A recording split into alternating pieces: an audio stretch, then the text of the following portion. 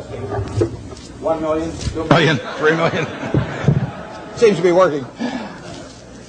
I'd like to just say a few words preliminarily, and then the highlight for me will be getting your questions in a few minutes, because I want to talk about what's on your mind. I urge you to throw hard balls. It's more fun for me if you put a little speed on the pitches as they come in. You can ask about anything except last week's Texas A&M game. That's off limits.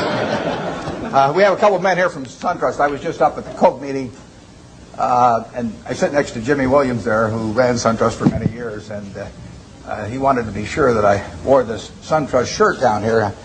I've tried to get sponsorship on the senior golf tour. I haven't had much luck, but now on the Bankers Tour, I'm doing a little bit better. And he says I get a percentage of the increase in deposits in Gainesville. So I'll go out for SunTrust, dear old SunTrust. I would like to talk for just 1 minute to the students about your future when you leave here, because you're going to learn a tremendous amount about investments, and you'll learn enough to do well. You've all got the IQ to do well. You've all got the initiative and energy to do well, or you wouldn't be here. And most of you will succeed in meeting your aspirations.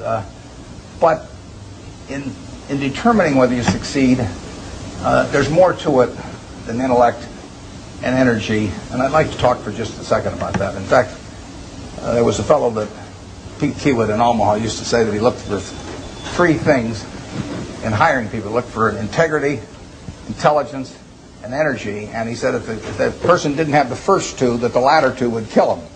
Because if they don't have integrity, you want them dumb and lazy. You don't want them smart and energetic.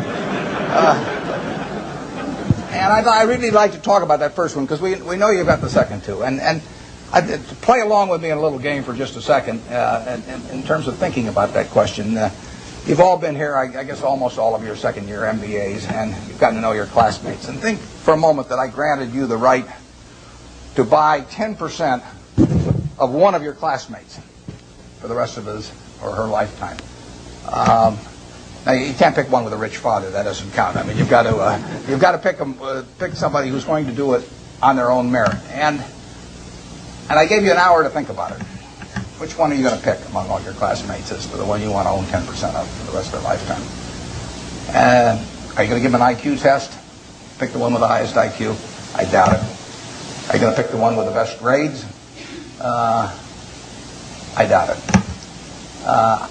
You're not even going to pick the most energetic one necessarily, or the one that displays the most initiative. But you're going to start looking for qualitative factors in addition to, because everybody's got enough brains here and enough energy. And I would say that if you thought about it for an hour and decided who you're going to place that bet on, you'd probably pick the one who you responded the best to, because the one that was going to have the leadership qualities, the one that was going to be able to get other people to carry out their interests. And that would be the person who was generous and honest and who gave credit to other people even for their own ideas, all kinds of qualities like that. And you could write down those qualities that you admire in this other person, whoever you admire most in the class.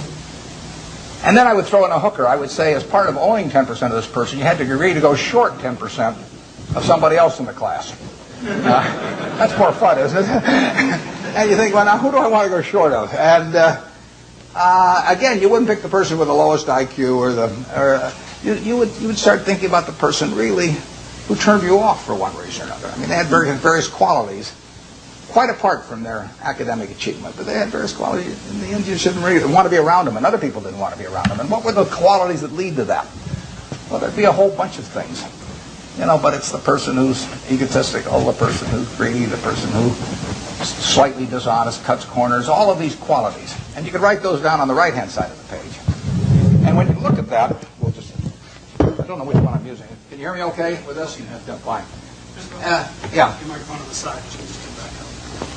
What do I do with it? It just came loose. Oh, it just came loose. Okay.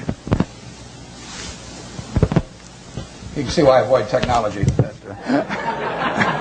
Chewing gum is about as far as I get. As you looked at those qualities on the left and right-hand side, there's one interesting thing about them. It's not the ability to throw a football 60 yards. It's not the ability to run the 100-yard dash in 9.3. It's not being the best-looking person in the class. They're all qualities that if you really want to have the ones on the left-hand side, you can have them. I mean, they're qualities of behavior, temperament, character that are achievable. They're not forbidden to anybody in this group. And if you look at the qualities on the right-hand side, the ones that you find turn you off in other people, there's not a quality there that you have to have. If you have it, you can get rid of it, and you can get rid of it a lot easier at your age than you can at my age, because most behavior is habitual, and they say the chains of habit are too light to be felt until they're too heavy to be broken.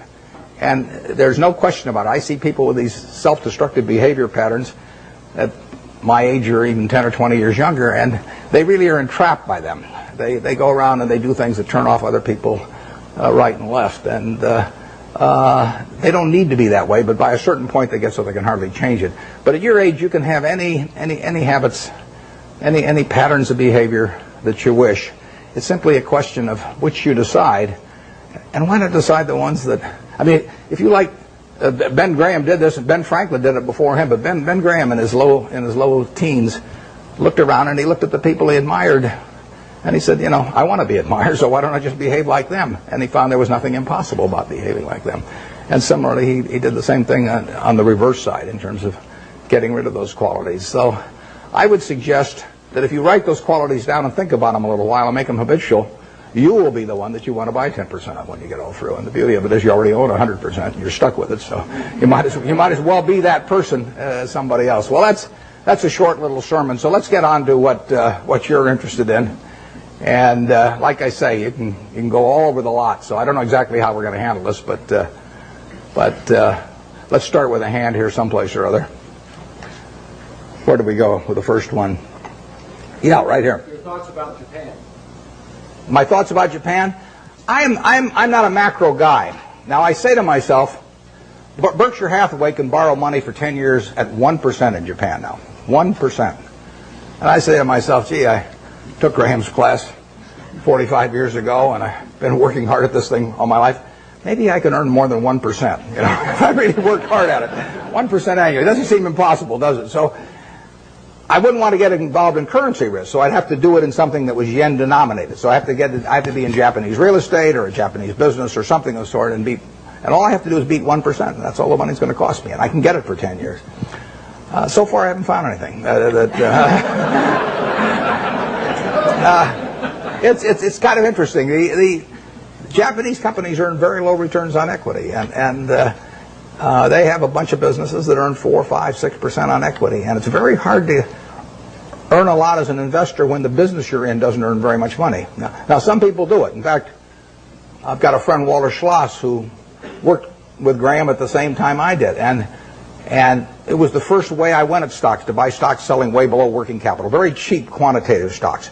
I call it the cigar butt approach to investing, is that you walk down the street and you look around for a cigar butt someplace, and you see one, and it's soggy and kind of repulsive, but there's one puff left in it.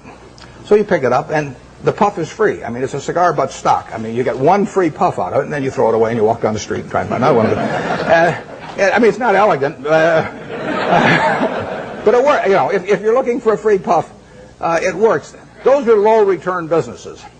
But time is the friend of the wonderful business. It's the enemy of the lousy business. If you're in a lousy business for a long time, you're going to get a lousy result, even if you buy it cheap. If you're in a wonderful business for a long time, even if you pay a little too much going in, you're going to get a wonderful result if you stay in a long time. I find very few wonderful businesses in Japan at present now. They may change the culture in some way so that managements get more stockholder responsive over there and returns are higher. But at the present time, you'll find a very lot of low-return businesses, and that was true even when the Japanese economy was booming. I mean, it's amazing. They had an incredible market without incredible companies. They were incredible in terms of doing a lot of business, but they weren't incredible in terms of the return on equity that they achieved. And that finally caught up with them. So we have so far done nothing there, but as long as money's 1%, I'll keep looking. I mean, yeah.